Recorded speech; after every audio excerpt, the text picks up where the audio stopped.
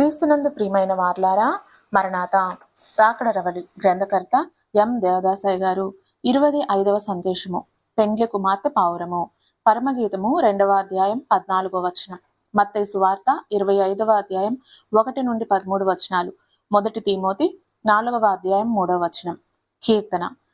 ప్రభు యేసు రూపే సంగ వధువు ధరించేనామె విభావామే మంచు నేను వివరింపగలను.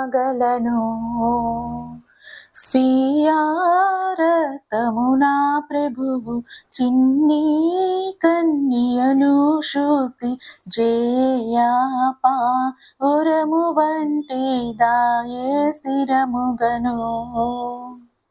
షారోను మైదానముకు సమమైన మైదానంబు ఏ రాజ్య మందు లేదు ఎంచి చూడగా.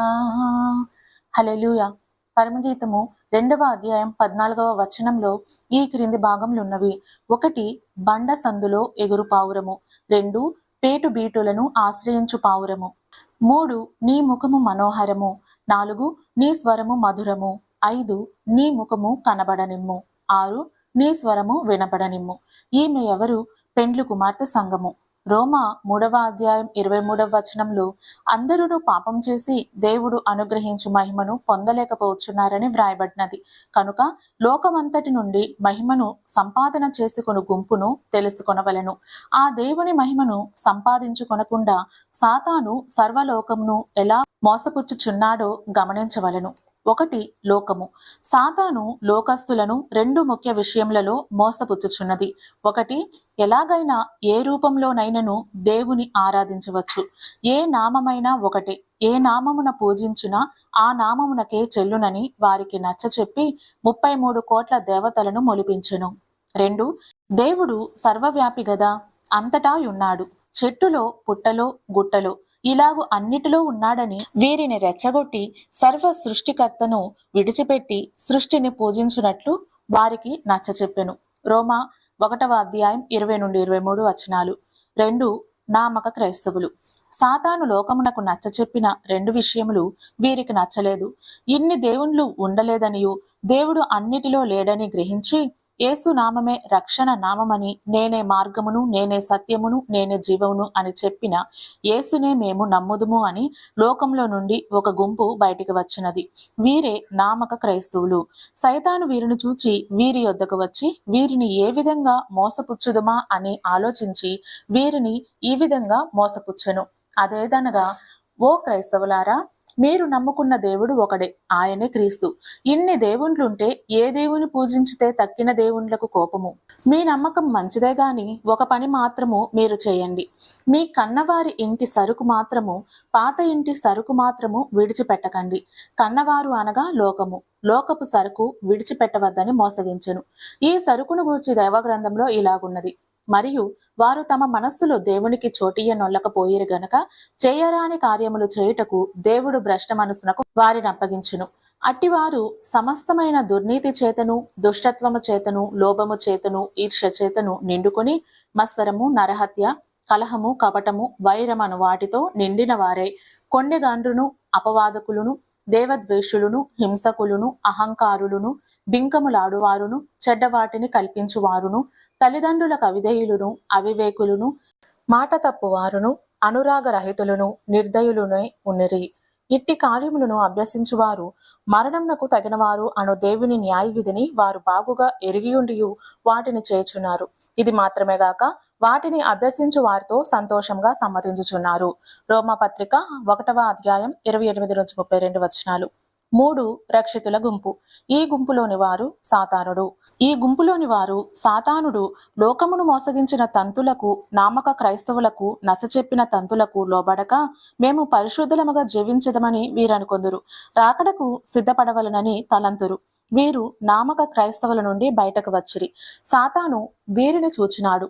వీరిని ఏ విధంగా మోసపుచ్చవలనని ఆలోచించి, రక్షితులారా, మీరు పరిశుద్ధముగా ఏ పాపము చేయకుండా రాకడకు సిద్ధపడుట మంచిదే కాని అస్తమానము ప్రార్థనైనా బైబిల్ చదువుటైనా కూటములకు వెళ్ళటమేనా, తరువాత వెళ్ళకూడదా, తరువాత చదవకూడదా అను తంతు వీరికి కల్పించెను. ఈ తంతు వీరికి పాపము వలె కనబడుటలేదు. ఎందుకనగా సబబుగా సర్దాగా వీరికి సాతాను నచ్చ చెప్పినది. ఈ తరువాత అను తంతుకు లోబడితే తరువాతలోని తరు తీసివేస్తే ఇక మిగిలినది వాత అనునదే గదా. 1 తిమోతి 4:3 గనుక ఈ గుంపులోని వారు అటువంటి వాత వేయబడిన మనస్సాక్షి గలవారగుదురు. ఇక ముందుకు సాగలేరు, ఆశీర్వాదం పొందలేరు. ఏశావు ఆ తరువాత ఆశీర్వాదం పొందగోరి కన్నీళ్లు విడుచుచు దానికోసరం శ్రద్ధతో వెదికినను మారు మనస్సు పొందని అవకాశం దొరకక విసర్జింపబడినని మీరెరుగుదురు. హెబ్రీ 12:17 4 కన్యకలు. వీరు పై 3 గుంపుల తంతులకు లోబడక రక్షితులలో నుండి బయటికి వచ్చిరి. సాతాను వీరిని చూచి వీరిని ఏ విధముగా మోసపుచ్చవలనని ఆలోచించి దేవుని సెలవు ప్రకారం వీరికి అలవి కాని శ్రమలు రాణించును. రోమా 8:35-37 ఇట్టి శ్రమలలో అనేకులు శ్రమలు సహించలేక జయించలేక వాక్యానుభవం లేక ముందుకు సాగి రాలేరు. నీ కన్యకల గుంపులోని వారిని ఇలాగూ శ్రమల చేత శోధించి సాతాను వీరిని ముందుకు వెళ్ళనీయక ఆపివేయును. 5 సిద్ధపడిన గుంపు. వీరు ఇప్పటి శ్రమలు మేము పొందబోయే మహిమ ఎదుట ఏమాత్రమని ఎన్ని శ్రమలు ఎదురైనను అన్నిటినీ ఓపికతో జయింతురు. రోమా 8:15-18 2 తిమోతి 2:12 3:12 ఇట్టి అనుభవం కలవారు బుద్ధిగల కన్యకలు. మత్తయి సువార్త 25:10 ఇది 5 బుద్ధిగల కన్యకలున్న 5వ గుంపు. ఈ గుంపునే పెండ్లి సంఘమని ప్రభువు మెచ్చుకొంచున్నాడు. పరమగీతము 2:14 2 భాగములున్నవి. 1 బండ సందులు, 2 పేటుబీటులు. బండ పాత నిబంధన కాలంలో ఏర్పాటు జనమైన ఇశ్రాయేలీయులు అరణ్య ప్రయాణం చేయకాలంలో నీటి కొరకు దేవునికి మొరపెట్టగా వారి మొర దేవుడు ఆలకించి మోషేను పంపి వారికి నీరు సమృద్ధిగా అందించెను. ఇశ్రాయేలీయులు ఆ నీటి ప్రవాహంలో స్నానం చేసిరి, దప్పి తీర్చుకొనిరి, బట్టలు ఉతుక్కునిరి. కీర్తన 105:41 28:15-16 1 కొరింథీ 10:4 ఆ బండ క్రీస్తే. పెండ్లి కుమార్తె సంఘము కూడా యేసు ప్రభువు గాయములలో జలకమాడి స్నానం చేసి శుద్ధి అయి రక్షింపబడిరి. వీరిని మీరు నా సన్నిధికి రండి అని ప్రభువు పిలుచుచున్నారు.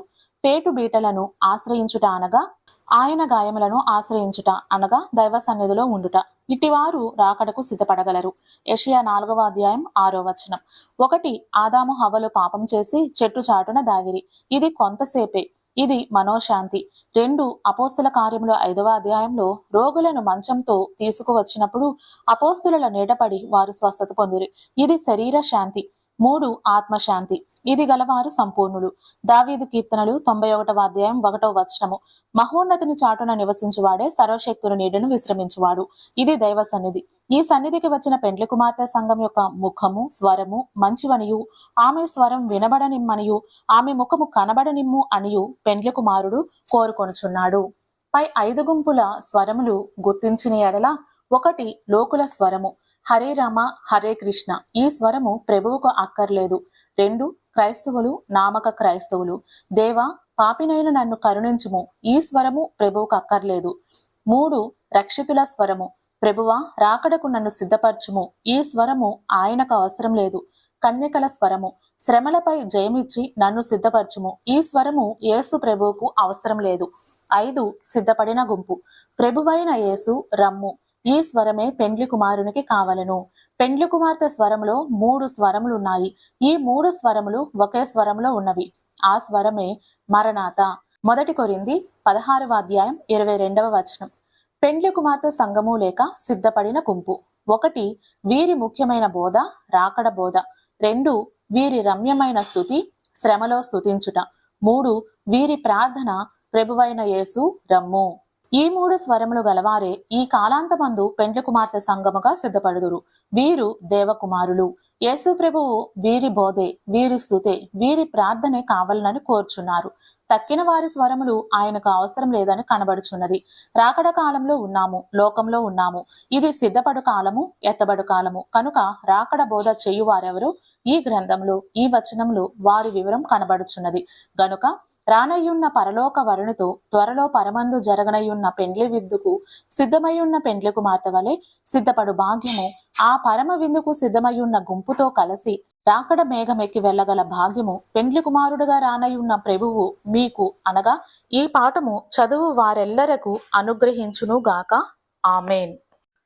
ప్రియుడు నిన్ను కోరెను, వరుడు నిన్ను కోరెను, ప్రియుడు నిన్ను కోరెను, నీ వరుడు నిన్ను కోరెను, నీ స్వరము వినిపింపుమా, నీ ముఖము చూపించుమా. యేసురాజు దిగివచ్చు వేళ, యేసురాజు దిగివచ్చు వేళ, నీవు సంసిద్ధమా, నీవు పరిశుద్ధమా. సిద్ధపడుమా ఓ సంగమా, సిద్ధపడుమా ప్రియ సంగమా, క్రీస్తు వచ్చు వేళ వేచియుండుమా, యేసు వచ్చు వేళ వేచియుండుమా. బండ సందున పావురమా, పేటు బీటల పావురమా, వరుడు నిన్ను కోరినాడు కలత చెందకుమా, ప్రియుడు నిన్ను కోరినాడు భీతి చెందకుమా. హల్లెలూయా. మరణాత.